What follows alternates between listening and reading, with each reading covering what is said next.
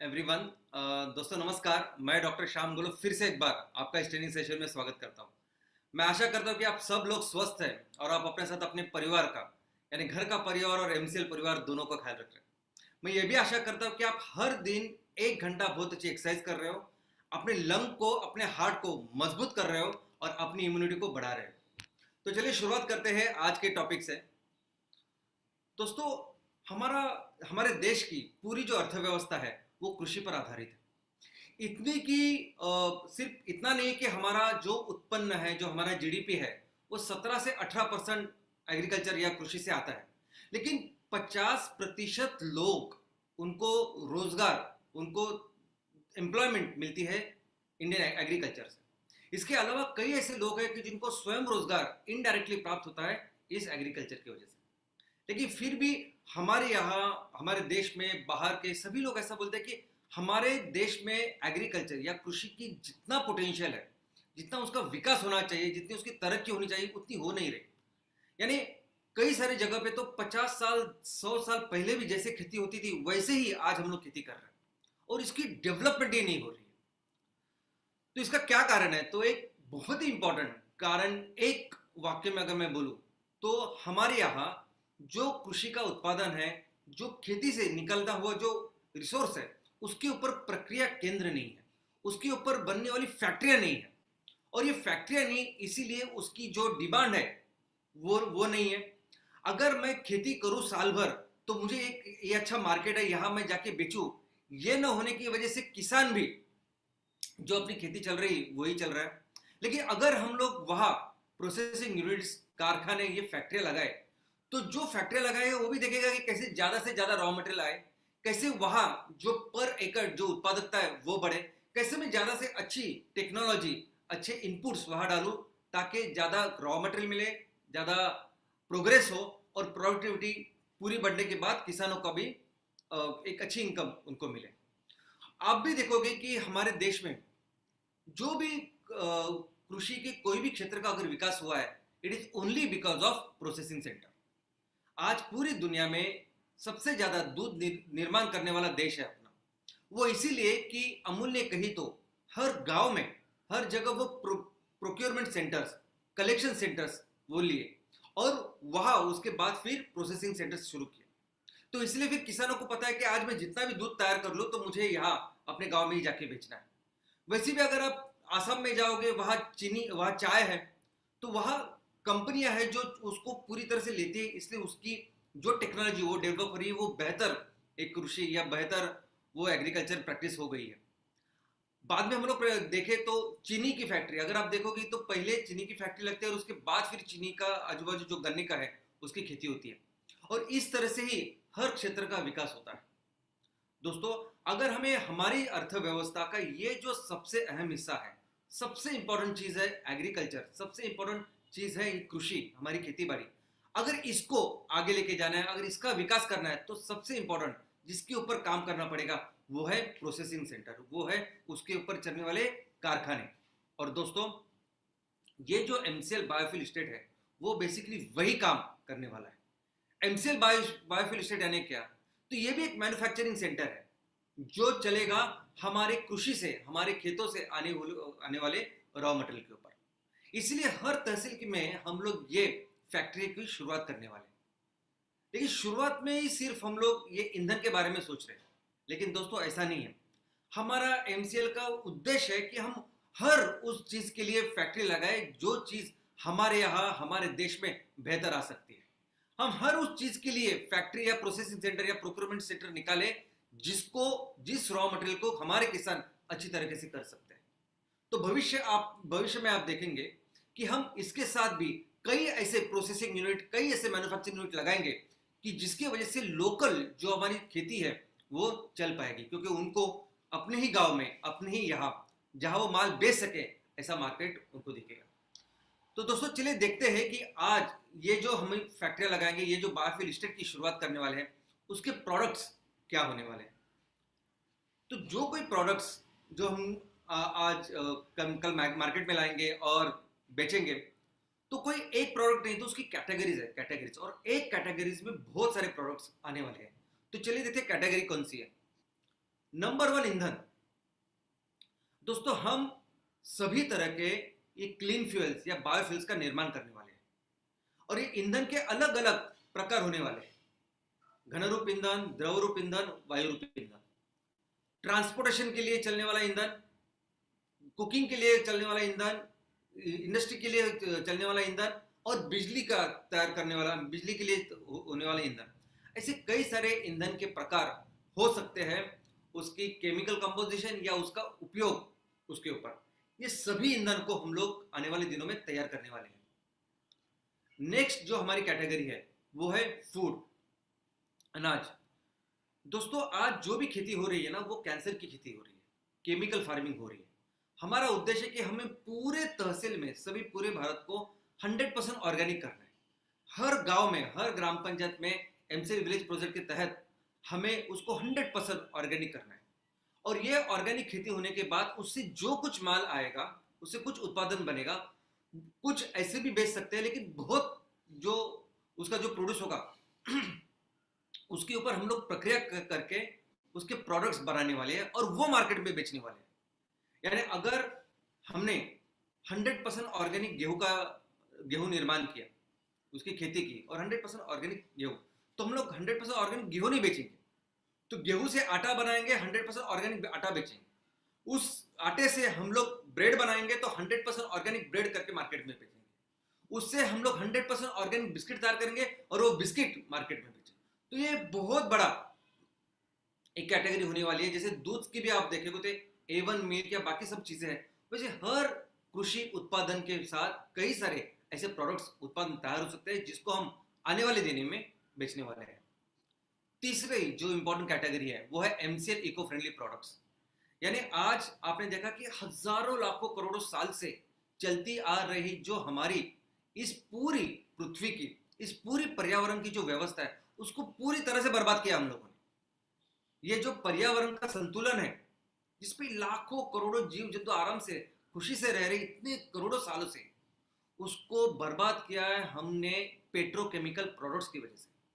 Petrochemical products जिसमें आता है प्लास्टिक, जिसमें आता है रबर, जिसमें आते हैं पेंट्स, ये केमिकल्स, ये कॉस्मेटिक, सब कुछ उसमें आता है। और ऐसे नहीं कि उसके लिए हमें कुछ ज्यादा बहुत सोच विचार करना पड़ेगा, बहुत अन्वेषण करने पड़ेंगे, खोज करने पड़ेंगे।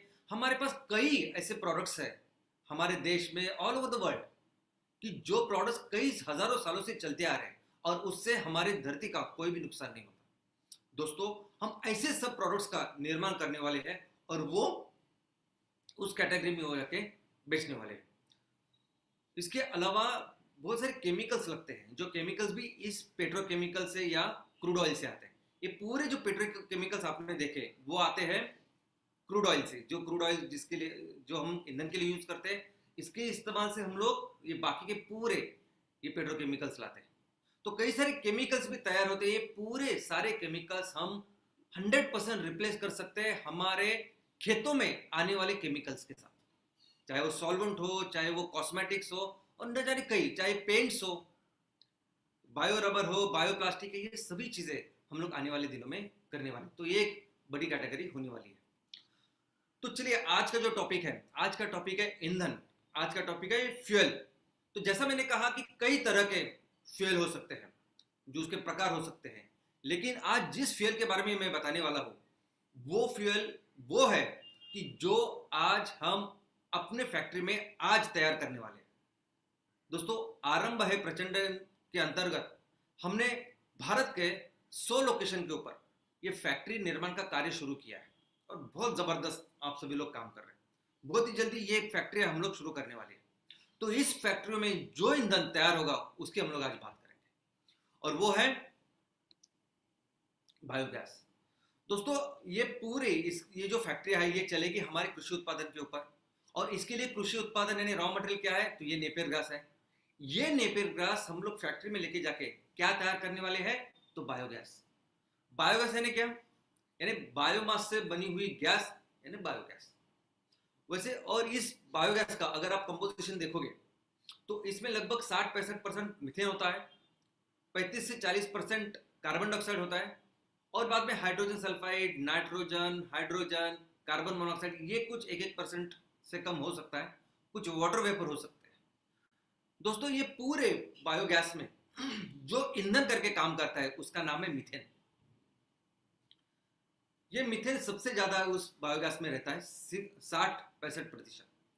ये मीथेन जो कोई हमें है ईंधन मिलता है उससे में सबसे अच्छा, सबसे बेहतर ऐसा ईंधन उसको कहते हैं। ये मीथेन है जिसको जो होता है हाइड्रोकार्बन। कोई भी ईंधन आप लीजिए दुनिया में वो बनता है हाइड्रोकार्बन से। हाइड्रोकार्बन यानी क्या? हाइड्रोजन और कार्बन। आपने सुना होगा या मैं हमेशा कहता हूं कि कोई भी चीज वेस्ट नहीं है। आज जो भी वेस्ट आपको नजर आता है, जो भी कचरा आपको नजर आता है, उस सभी कचरे से आज हम लोग ईंधन बना सकते हैं। हम लोग हमेशा एमसीएल में कहते हैं कि हर कोई चीज आज जिसमें कार्बन है, कार्बन, उससे हम लोग हाइड्रोकार्बन यानी ईंधन बना सकते हैं। ईंधन यानी क्या? हाइड्रोकार्बन। हम लोग हर वो चीज से हाइड्रोकार्बन बना सकते हैं आज जिसमें कार्बन है।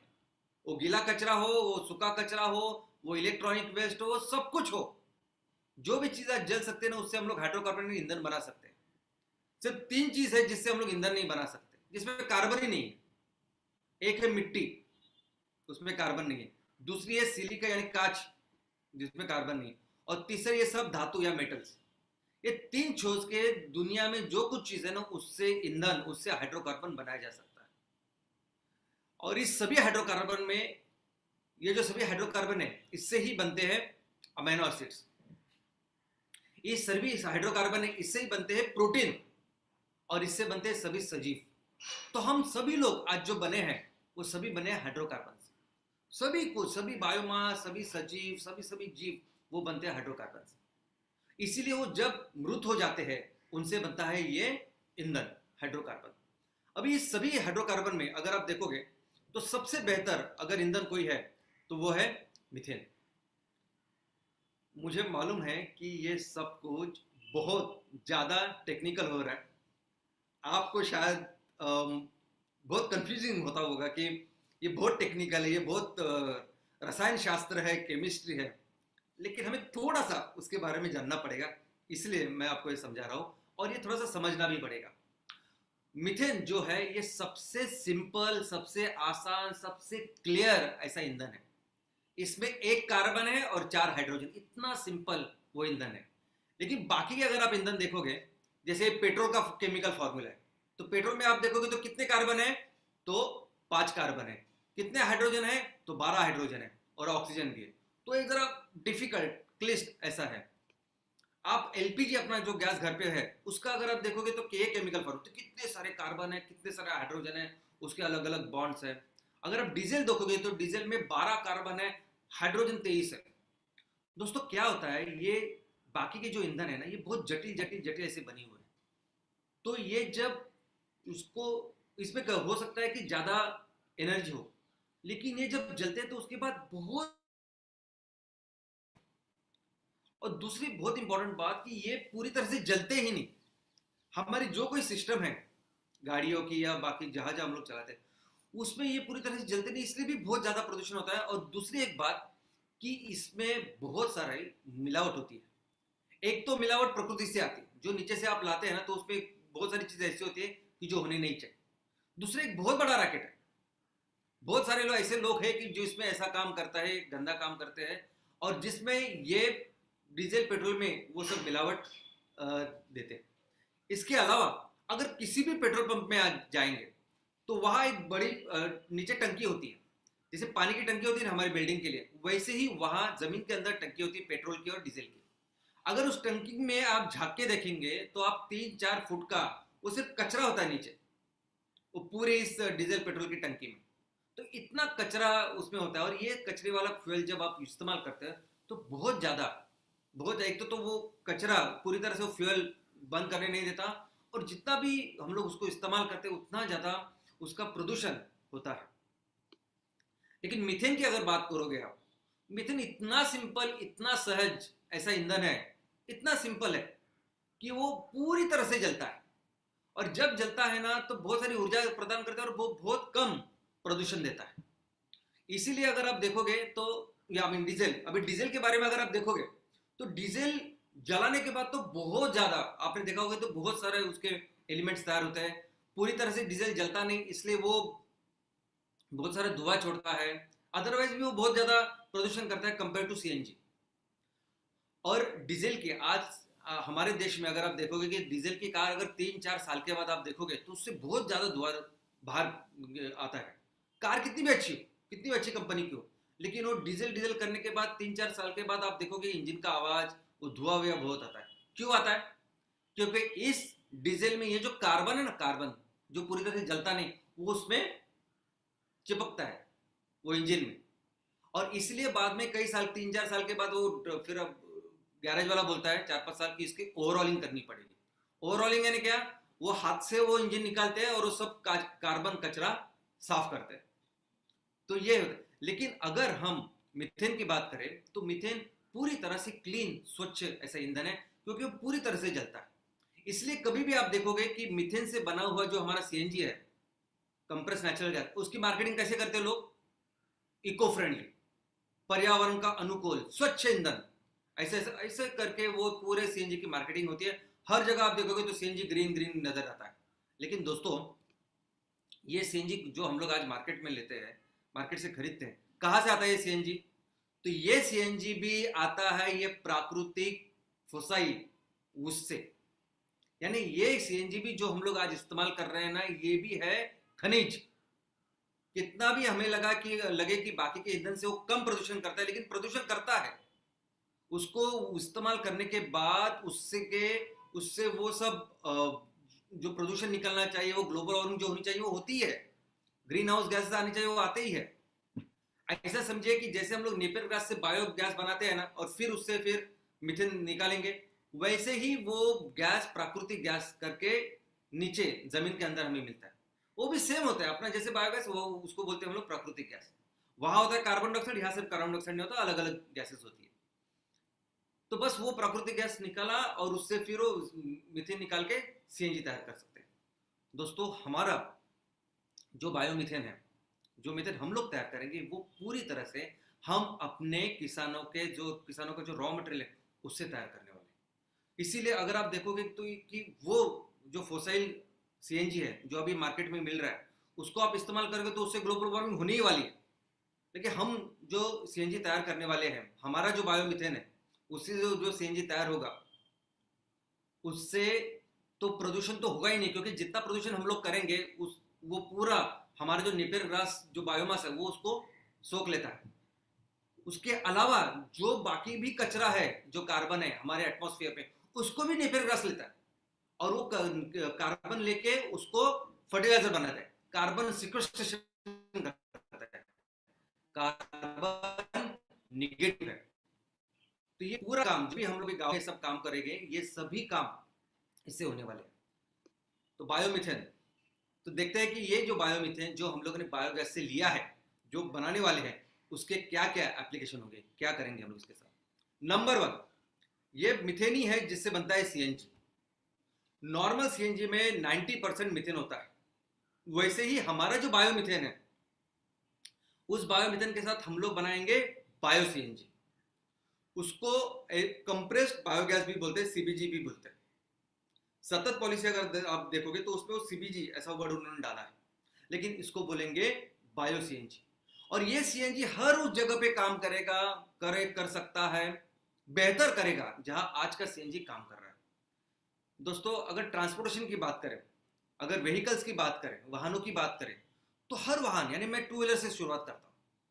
2 व्हीलर ये सिर्फ आपको जो दिख रही है वो मोपेड, स्कूटर ही नहीं, तो 2 व्हीलर, वो मोटरसाइकिल भी आज हम लोग पेट्रोल से सीएनजी के ऊपर कन्वर्ट कर सकते हैं।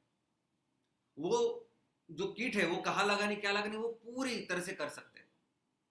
जो पेट्रोल अभी 100 के ऊपर है, वो सीएनजी पे कन्वर्ट करने के बाद एक तो कम में मिलेगा और बहुत ज्यादा माइलेज वो देती है, क्योंकि पूरी तरह से जलती है, हमने देखा।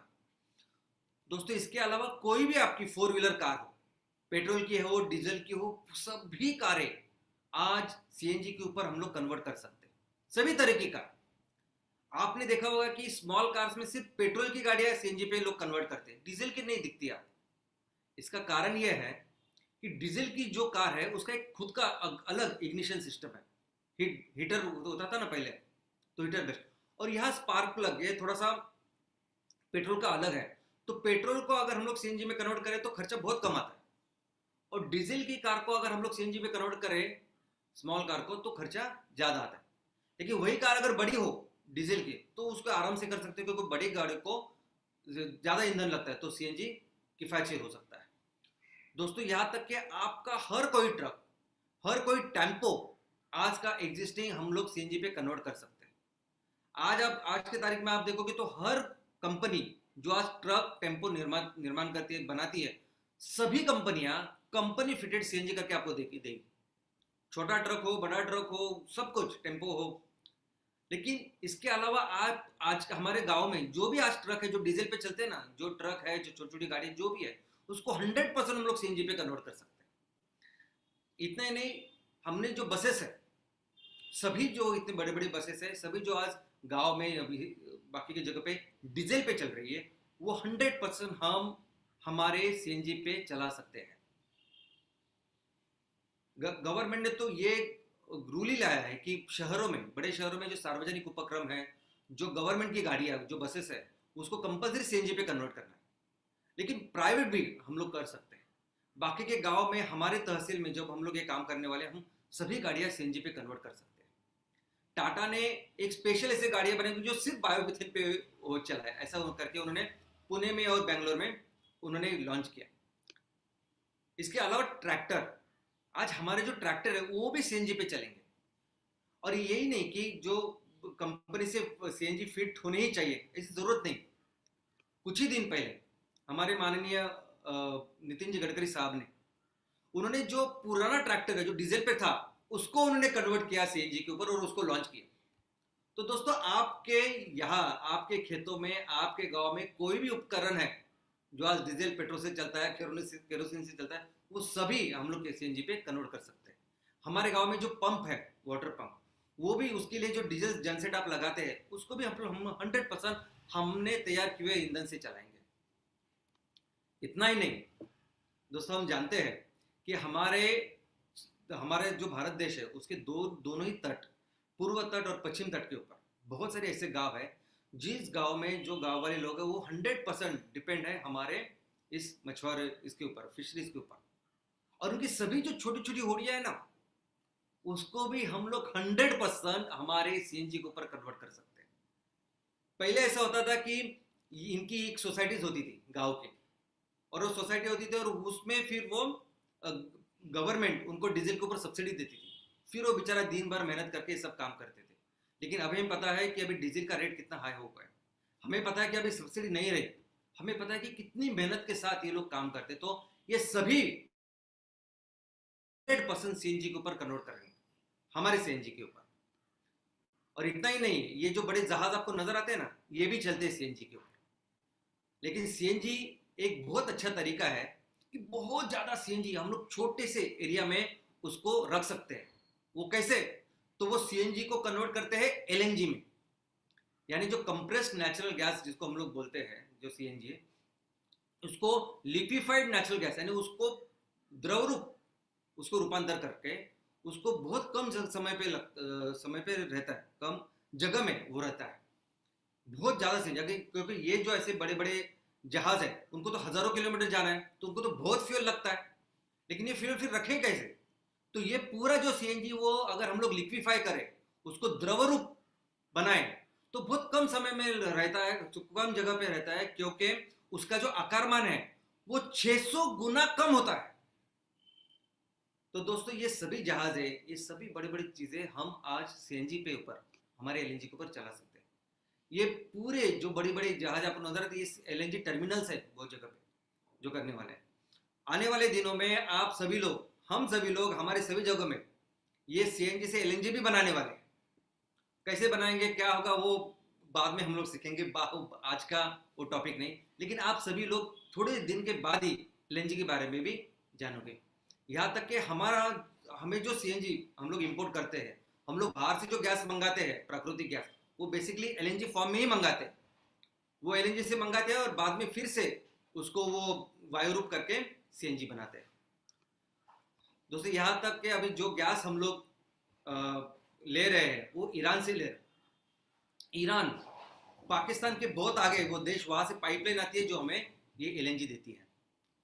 तो दोस्तों हमारा चलिए मिलके आज संकल्प करते हैं कि हर तहसील में हम लोग ये जब काम करेंगे तो हर तहसील को इस ट्रांसपोर्टेशन फ्यूल में, इस सीएनजी में हम लोग 100% आत्मनिर्भर करेंगे, 100% सेल्फ सफिशिएंट करेंगे। हर वो गाड़ी आज जो हमारे तहसील में है, जो इस बाहर से हम लोगों ने जो लाया है पेट्रोल डीजल और जो पूरी दुनिया को बर्बाद कर रहा है ग्लोबल वार्मिंग करके, उसको 100% रिप्लेस करेंगे हमारे किसानों ने तैयार किए हुए सीएनजी के साथ।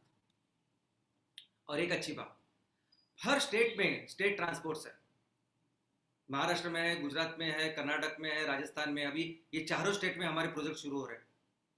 और ये स्टेट ट्रांसपोर्ट की जो गाड़ियां है ना, ये सिर्फ लोगों के लिए काम करती है, पैसे के लिए काम नहीं करती। एक छोटे से गांव में जाएगी, 2-4 लोग रहेंगे, फिर भी जाती है गाड़ी। प्राइवेट वाले क्या करते हैं, प्राइवेट वाले पहले अपना मुनाफा देखेंगे मुझे परवड़ता है क्या, मुझे जमेगा तो मैं जाऊंगा, नहीं तो नहीं जाऊंगा। तो गरीबों की सेवा करने के लिए होते हैं ये स्टेट ट्रांसपोर्ट।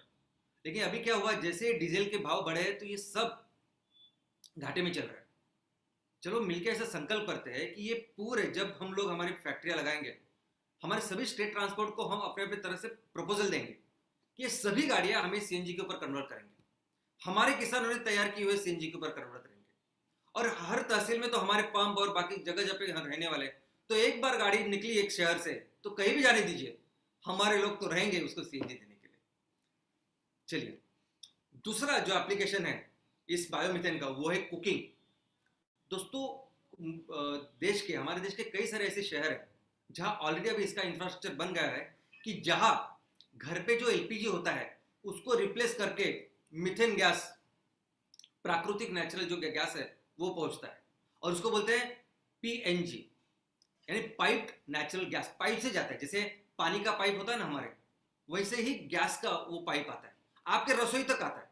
और वो एक बार वो पाइप आ गए वहां, तो उसके बाद फिर ऐसी जो रबड़ की नली होती है जो आप एलपीजी सिलेंडर को लगाते हैं, वैसी एक नली होती है जो उस पाइप से आपके चूल्हे को जोड़ती है। ऐसे ऑलरेडी बहुत सारे शहरों में हो चुका है, चल रहा है, और इस जगह वो मीथेन गैस उसको रिप्लेस कर रहा है। दोस्तों हम लोग भी वैसा करें, हम लोग भी हमारा जो मीथेन है उसको, हम तो इतनी पाइपलाइन कर नहीं सकते क्योंकि वो गवर्नमेंट कर सकते, हम लोग नहीं कर सकते, जो है उसको बहुत परमिशन जगह भी का बहुत कुछ है। तो हम सिलेंडर बना सकते हैं 5 किलो 10 किलो जैसे हो सके। अभी जैसे पहाड़ी इलाके है वहाँ तो छोटे छोटे सिलेंडर भी बना सकते हैं और लोगों को दे सकते हैं। यहाँ तक कि सभी जो होटल्स है, रेस्टोरेंट्स है, आज वहाँ होटल्स रेस्टोरेंट में भी ऐसी जगह पे वो गैस जा रही है, सिलेंडर नहीं इस्तेमाल करते, वो गैस इस्तेमाल करते हैं और ऐसे गैस इस्तेमाल करते हैं। हम लोग भी कर सकते हैं, हमारे भी गांव में, हमारे भी तहसील में, जहाँ जहाँ अभी होटल्स है, जहाँ जहाँ आपने देखा कि सिलेंडर इस्तेमाल करते हैं, उस जगह पे हम अपने फैक्ट्री में तैयार किया हुआ ये बायोमीथेन, ये जो गैस है वो दे सकते हैं। और ये 100% एलपीजी को रिप्लेस करता है, 100% अच्छा चूल्हा ये जलाता है। आप ऐसा भी सोचोगे कि लेकिन क्या होगा जहाँ बड़ी बस्ती हो या बहुत बड़ा ऐसा एक बिल्डिंग हो जहाँ हमको देनी है गैस, क्या करेंगे फिर? तो दोस्तों सिंपल है, अगर कोई ऐसी बिल्डिंग है हमारे गांव में, हमारे तहसील में, तो ये जो पूरा जो बक्सा है जिसमें 25-50 सिलेंडर रह सकते हैं, वहाँ उसको रखेंगे और उससे फिर कनेक्शन देंगे। अगर कोई बस्ती है, गांव की बस्ती हो सकती है, स्लम हो सकता है, गांव वाले हो सकते हैं, तो उसके बीचों बीच ऐसा रख सकते हैं और बाकी सभी को वो पाइप दे सकते हैं। तो ये काम हम लोग करेंगे। ये आज का स्टेटस है। आज भी ये कुकिंग गैस के लिए 1-1 किलोमीटर लाइन लगती है। हम जब शहर में रहते तो हमको ज़्यादा पता नहीं चलता, लेकिन ये एक्चुअली ऐसी परिस्थिति है गांव में, बाहर की जगह में। इतना ही नहीं, क्या आपको सुन के ताज्जुब होगा, ये जो मुंबई है ना, मुंबई को लग के जितने भी 3 जिले हैं वो सभी जिले आदिवासी है। क्या आपको पता है? मुंबई को लेकर ठाणे वो आदिवासी है, रायगढ़ आदिवासी है, बाजू में पालघर आदिवासी है। मैंने बचपन से मैं इनको देखता आ रहा हूँ कि बचपन से यहाँ जाते आते समय मैंने देखा कि बहुत सारी औरतें ऐसे अपने ऊपर सर के ऊपर ये लकड़ियाँ लेके जाती। मैं हमेशा ये सोचते कि बेचते किधर होंगे, क्योंकि मुझे हमेशा लगता था कि जाके कहीं तो बेच रहे होंगे ना, बेचने के लिए तो लेके जाते हैं। लेकिन आज भी, अभी तो सब कुछ पता है, लेकिन आज भी ये लोग ऐसा करके घर का चूल्हा चलाने के लिए ये कर रहे हैं, और ये एक्चुअल परिस्थिति है, मैं ये नहीं कर रहा हूँ। तो दोस्तों चलिए ऐसा काम करते हैं मिलके कि कोई भी घर हो अपने तहसील में, अपने गांव में, तो ऐसा किसी को करने की ज़रूरत ना पड़े, हम अपना गैस बना के उनको देंगे। तीसरा, थर्मल एप्लीकेशन। दोस्तों अपने यहाँ कितनी सारी बड़ी बड़ी फैक्ट्रियाज है, कुछ कुछ ऐसी फैक्ट्री की जिनके यहाँ बहुत बड़े बड़े ऐसे मशीन्स है। अभी इस मशीन्स को जलाने के लिए उनको ना बहुत बड़ी ऊर्जा लगती है, बहुत बड़ा पावर लगती है। और ये ऊर्जा कहाँ से आती है, तो इसके लिए भी वो फोसाइल, ये जो खनिज ईंधन है उसका इस्तेमाल करते हैं। LDO, FO, furnace oil, light diesel oil, diesel, इसका इस्तेमाल करते हैं क्योंकि इसमें वो ज़्यादा ऊर्जा होती है। लेकिन प्रॉब्लम क्या है, ये फर्नेस ऑयल और एलडीओ पूरी तरह से जलते नहीं। तो जब इसका इस्तेमाल करते हैं ये फैक्ट्री वाले, तो बहुत बड़ा प्रदूषण होता है। इतना प्रदूषण कि आप सोचो ना, क्योंकि बाकी उनको किफायत से नहीं होता, वो परवड़ेगा नहीं उनको, तो इसके लिए वो करते हैं। लेकिन दोस्तों हमारा जो फ्यूल हम लोग, हमारा बायोमीथेन जो तैयार करेंगे उसके ऊपर ये सभी मशीन चल सकती है। हम 100% ये एफओ, फर्नेस ऑयल, एलडीओ को, डीजल को 100% रिप्लेस कर सकते हैं। और ऐसा नहीं कि कर सकते हैं, हो रहा है। जो भी बातें मैं कह रहा हूँ ये हो रहा है, ये एक्चुअल हो रहा है कि जहाँ मुंबई के नज़दीक, अहमदाबाद के नज़दीक जो कुछ फैक्ट्रियाज है उस पर आज वो मिथेन गैस जा रहे हैं और वो ऊर्जा प्रदान कर रहा है। वैसे हमें करना है। हमें हमारे तहसील के, जो हमारे गांव के जो छोटे छोटे बड़े बड़े जो कोई उद्योजक है, जो भी फैक्ट्रियाँ है, जहाँ जब ऊर्जा तो सभी जगह लगती है, तो हर जगह हम अपना बायोमीथेन दे सकते हैं। आप बोलेंगे कि हम लोग उनके गले में डालेंगे क्या, करो करो करो पृथ्वी को बचाओ, ऐसा वैसा, वैसा नहीं करेंगे ये लोग। ये तब तक नहीं करेंगे जब तक उनको वो किफायत शेयर नहीं होता। दोस्तों जैसे सीएनजी आदमी कब करेगा, जब उसको पता चलेगा कि मैं आज जितना खर्चा करूं वो आराम से निकल जाएगा और मुझे मुझे बहुत फायदा होगा, क्योंकि सीएनजी पे बहुत ज़्यादा गाड़ी चलेगी मेरी, तब जाके अपनी गाड़ी कोई भी सीएनजी के ऊपर कन्वर्ट करेगा।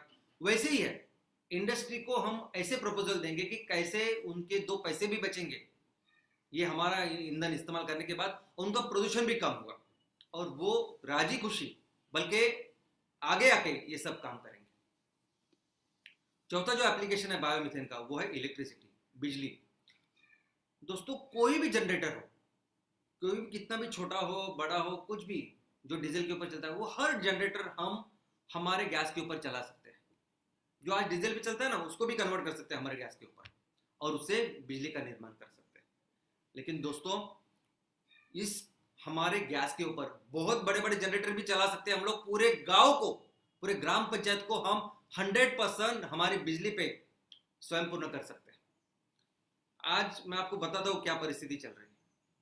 विशाखापट्टनम के बाजू में ये ऐसे 236 छोटे छोटे गांव है, आदिवासी गांव है, पहाड़ों पे रहते हैं।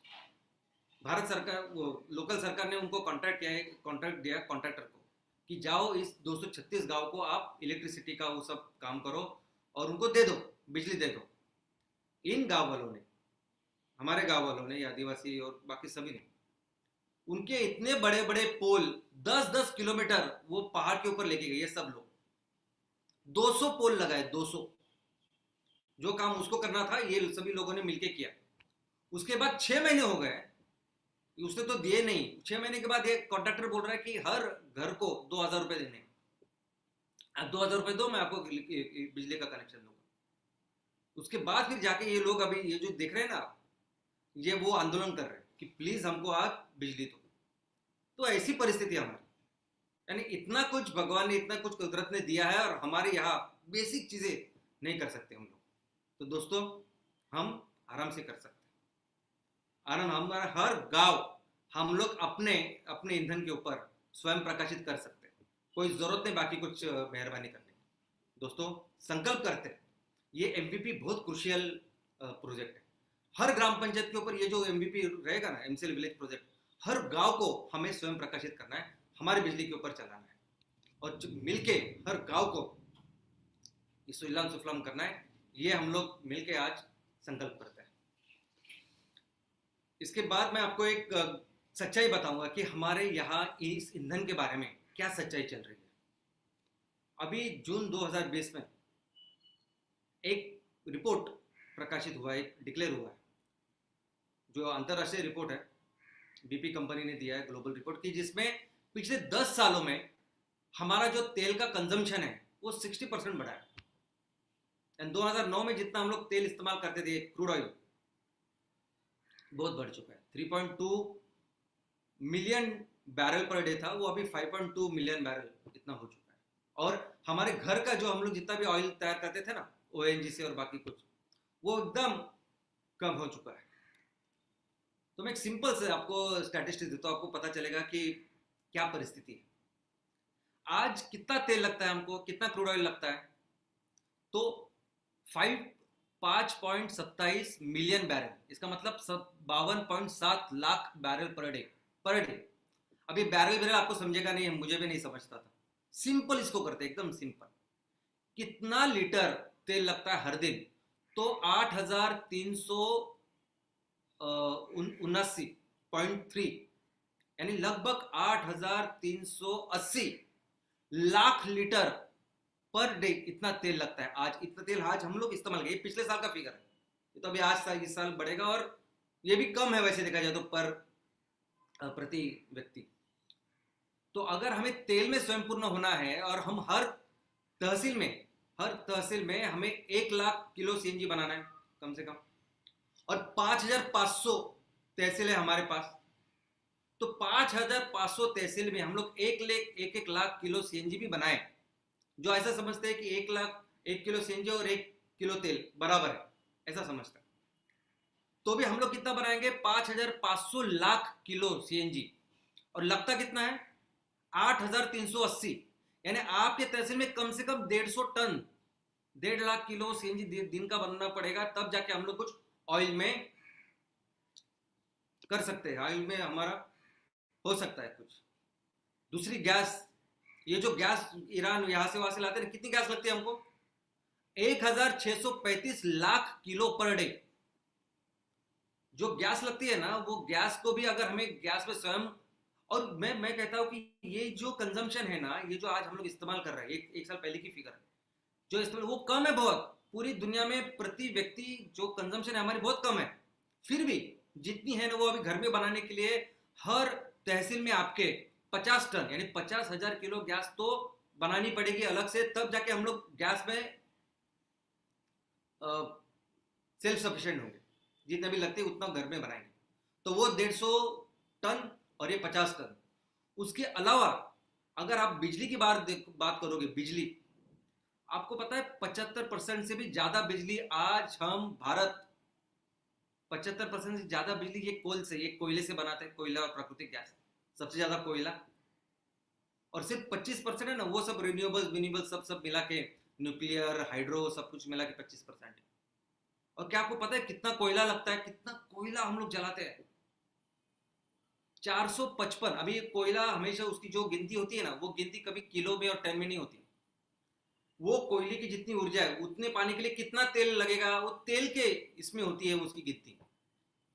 तो कितना लगता है हमको कोयला, तो 455 टन ऑयल इक्विवेलेंट, वो TOE जो है वो टन ऑयल इक्विवेलेंट इतना है, तो 455 मिलियन टन ऑयल इक्विवेलेंट इतना लगता है। सिंपल आपको समझने के लिए मैं बोलता हूं, हमको समझने के लिए कि कितना तेल उसके लिए चाहिए, तो हर दिन 12,600 लाख किलो तेल हर दिन लगेगा, तब जाके अभी जो बिजली तैयार कर रहे हैं ना वो कर सकते हैं हम लोग। तो आपके यहाँ जो फैक्ट्रियां है ना, उसमें से और 200 टन ऐड करनी पड़ेगी, तब जाके हम लोग बिजली में जो भी कर रहे हैं ना उसको घर पे कर सकते हैं। इतना कोयला आज हमको लगता है। इसके अलावा अभी इतनी ज्यादा हमारी जो जरूरत है उसको करने के लिए भी सब लोग क्या कर रहे हैं, गवर्नमेंट 40 अलग अलग जगह पे नए कोयले के क्षेत्र को विकसित है ना, बड़े बड़े खदानें तैयार की, इतनी बड़े खदानें होती है कि पूरे शहर उसमें आ जाएंगे, इतनी बड़े खदानें होते हैं, 40 जगह पे वो करने वाली है। और दोस्तों ये 40 जगह ऐसी है कि जहाँ इतने घने जंगल है, जो दुनिया के नक्शे में भी बहुत घने जंगल है। तो हमारे ये जो आप चित्र दिख रहे हैं, छत्तीसगढ़ में एक ही जगह पे, एक ही कॉइल, जैसे 40 जगह पे करना है ना गवर्नमेंट को, एक जगह पे 4,20,000 एकड़, इतना पूरे जंगल के ऊपर ये काम करना है। तो सोचिए दोस्तों, ये कितना, ये एक तरफ भूटान जैसे काम कर रहा है, वैसे हमको कुछ करना पड़ेगा। तो हमें अभी क्या करना है, हमें इस किसी भी कंट्रोवर्सी में वगैरह कुछ नहीं पड़ना है। हमें सिर्फ अभी क्या करना है, तो सिर्फ अपने ये 100 प्रोजेक्ट के ऊपर फोकस करना है। क्योंकि बहुत जरूरी, ये कौन क्या कर रहा है कैसे कर रहा है इसको कोई नहीं, हमें सिर्फ बताना है दुनिया को, हमारे देश को, कि एक्चुअली क्या सही है, क्या सही रास्ता है। 100% आप अभी ये जो हमारे पहले फेज के पहले 100 प्रोजेक्ट है, प्लीज आप अपने प्रोजेक्ट के ऊपर फोकस कीजिए।